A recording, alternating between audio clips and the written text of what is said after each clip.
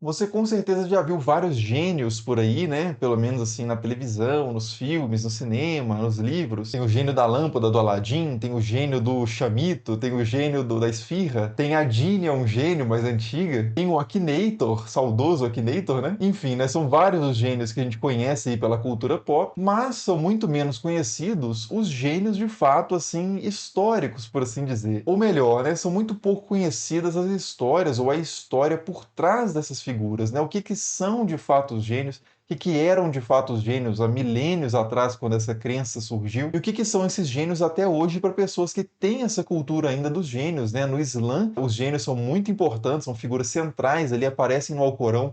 Tem uma surata, né, um capítulo do Alcorão dedicado especificamente aos gênios, e tem até um país islâmico hoje que prevê pena de morte para certas atividades que envolvem gênios. Então, assim, né, por trás desses gêniozinhos mais carismáticos que a gente encontra no cinema ou numa geladeira de supermercado, existe uma história muito mais profunda, muito mais rica e muito mais estranha, muitas vezes, para nós, que é uma história que começa lá na Arábia pré-islâmica, entra no Islã e sobrevive até hoje. Então é sobre isso que a gente vai falar nesse vídeo, né? A verdadeira história dos gênios, por assim dizer. Então, para começar, a palavra gênio, né, em árabe é jin ou jini, né, que é o singular, e essa palavra provavelmente vem de uma raiz que significa coberto, ou então cobrir. Pode ser tanto passivo no sentido dos gênios estarem cobertos, ou seja, escondidos, invisíveis, quanto no sentido ativo também de cobrir, no sentido de que os gênios podem possuir, né, assumir o controle das pessoas. E seja qual fosse o sentido original dessa expressão, né, o fato é que essas duas coisas, né, a cobertura no sentido de invisibilidade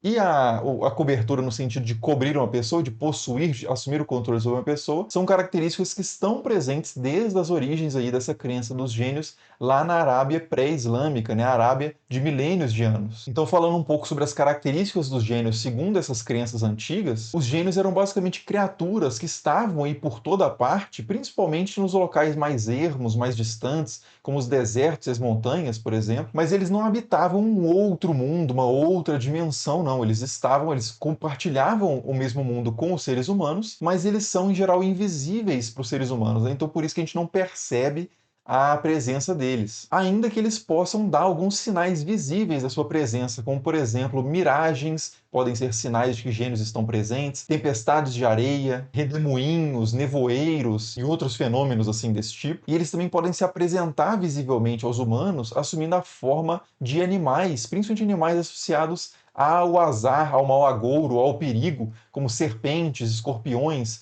pássaros negros, né, como o corvo, e mais raramente também podem assumir figuras humanas, mesmo parecidas com os humanos, mas geralmente mais terríveis e assustadoras. Mas diferente de algumas ideias que a gente associa às vezes aos gênios, como a questão de fantasmas ou espíritos no sentido assim de alma penada, né, de uma alma sem corpo, os gênios não são assim figuras do pós-morte. Os gênios são, na verdade, uma espécie de raça diferente, né? Então, eles se reproduzem, eles têm famílias, clãs, hierarquias, se organizam ali em volta de um patriarca, por exemplo, têm suas próprias atividades, e eles são mortais, né? Eles podem ser mortos e podem eventualmente morrer de velhice também, mas geralmente depois assim de milênios existindo. Mas por mais triviais que podem ser essas vidas de gênios assim nos seus clãs, nas suas famílias, nas suas tribos, eles têm sim poderes que excedem em muito as capacidades humanas, né? Como por exemplo, viajar e praticamente de forma instantânea, né, teleportar, ou até mesmo prever o futuro, fazer mágicas, feitiços, e como eu disse, podem até possuir pessoas, né, assumir o controle de pessoas,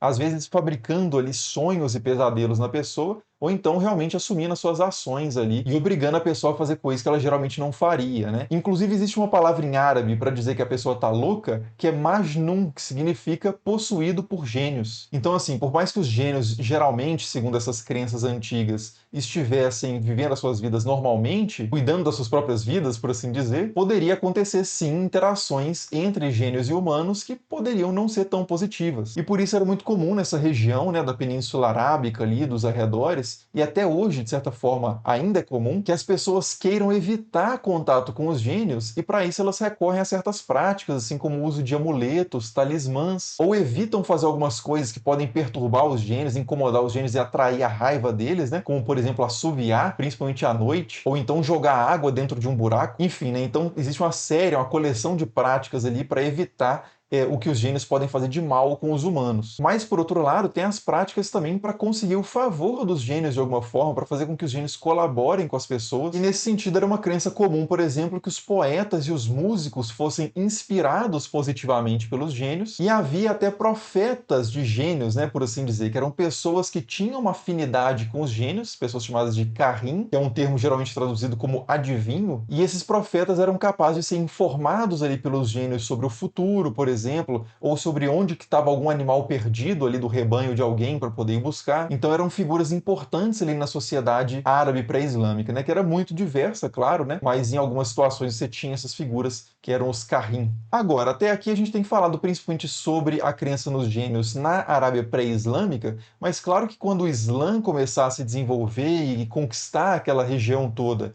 principalmente a partir ali do século VII, né, depois de Cristo, nem todas essas crenças vão ser muito bem abraçadas ali pelo Islã, mas algumas vão sim ser incorporadas ali dentro da doutrina islâmica e vão estar presentes, como eu disse, até mesmo no Alcorão, de forma importante. E não é difícil entender porque que essa crença nos gênios vai aparecer de forma muito importante ali no Islã, já que o próprio Muhammad, né, o profeta Maomé, foi criado dentro dessa cultura e também todas as outras figuras que seriam importantes para o desenvolvimento dessa tradição também foram criados nessa cultura árabe, onde os gênios tinham grande preeminência. Só que, como eu disse, essas crenças vão ter que passar por um processo ali de reenquadramento, né, dentro da doutrina islâmica e não vão permanecer tal como eram nos tempos anteriores. A primeira coisa que o Alcorão vai fazer questão de deixar muito claro é que os gênios não são deuses, né? Como o Islã é altamente monoteísta, né, radicalmente monoteísta, os gênios vão ser apresentados como criaturas, né, então não iguais a Deus de forma alguma, e consequentemente as pessoas não devem adorar os gênios ou buscar os gênios para proteção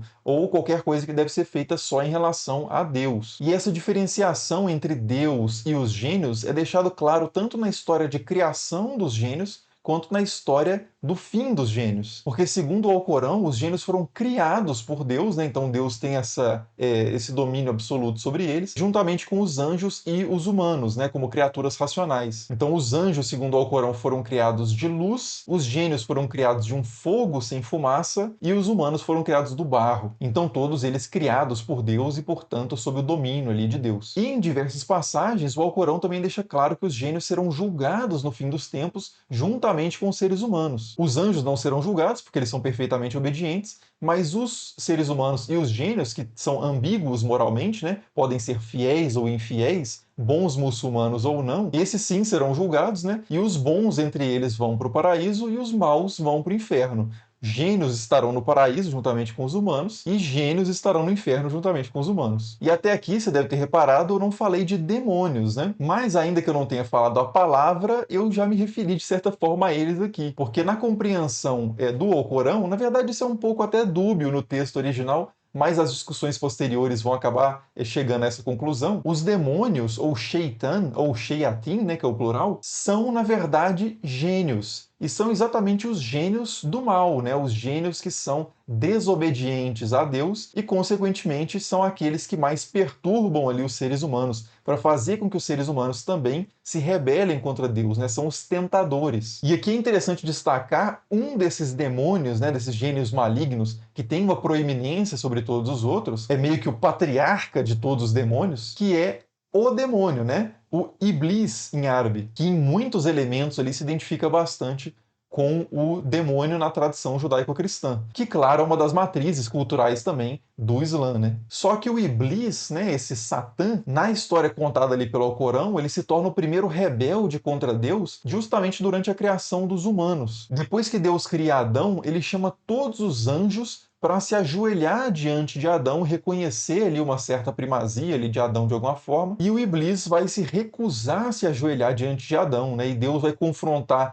o Iblis e ele vai responder que ele não pode se ajoelhar ali diante daquele ser humano, porque ele é superior, ele foi feito do fogo e aquela figura foi feita do barro. E é a partir desse momento que vai começar essa inimizade, né, absoluta entre o Iblis e aqueles gênios que o seguirem, e os seres humanos. Mas como eu disse, né, só para lembrar, nem todos os gênios vão ser inimigos dos seres humanos. A maioria dos gênios está simplesmente vivendo a vida de gênio deles em algum lugar aí da Terra. Mas enfim, né, uma vez que essa ideia dos gênios, que essa crença nos gênios vai ser tão forte no Islã, né, vai estar tão presente no Alcorão, naturalmente ela vai aparecer em praticamente todas as expressões culturais ali islâmicas dos séculos seguintes. Então o livro das Mil e Uma Noites, por exemplo, é repleto de gênios, né, não só na famosa história do Aladim, a Lâmpada Mágica, né, que é inclusive uma edição tardia, a coleção das Mil e Uma Noites, mas em várias outras histórias os gênios aparecem o tempo inteiro, muitas vezes presos dentro de tesouros, dentro de colunas, e a gente pode até fazer um vídeo específico sobre como que esses gênios foram parar nesses objetos, né, que é uma história bem interessante. E como eu disse também, essa crença em gênios não é só uma coisa do passado, muitas pessoas ainda hoje, principalmente no Islã, né, acreditam bastante na questão dos gênios. 86% dos muçulmanos no Marrocos, por exemplo, acreditam em gênios, 84% em Bangladesh, 63% na Turquia, enfim, né? E fora outras populações ali da região, não necessariamente islâmicas, que também compartilham desse caldeirão cultural aí, no qual os gênios estavam presentes, também mantém essa crença viva até hoje. E como eu antecipei lá no início do vídeo, tem até países como a Arábia Saudita que tem leis contra o envolvimento de pessoas com gênios, né? Pessoas que buscam os gênios para realizar magia e feitiços. Na Arábia Saudita, especificamente, existe pena de morte para esse tipo de crime, né, de comunhão com os gênios, por assim dizer, né, de aproximação com os gênios para esse tipo de prática. E no Egito também, você questionar a existência de gênios, né, num sentido literal, pode te trazer sérios problemas também, como aconteceu em 1995, quando um teólogo chamado Abu Zaid defendeu que a presença dos gênios no Alcorão era simplesmente uma espécie de resquício ali da cultura árabe anterior e que eles não eram parte verdadeiramente da criação de Deus, né? Isso resultou em várias ameaças de morte para Abu Zaid e ele teve que deixar o país. Então, assim, né, para a maioria das pessoas que eu acredito que estão assistindo esse vídeo, os gênios podem ser simplesmente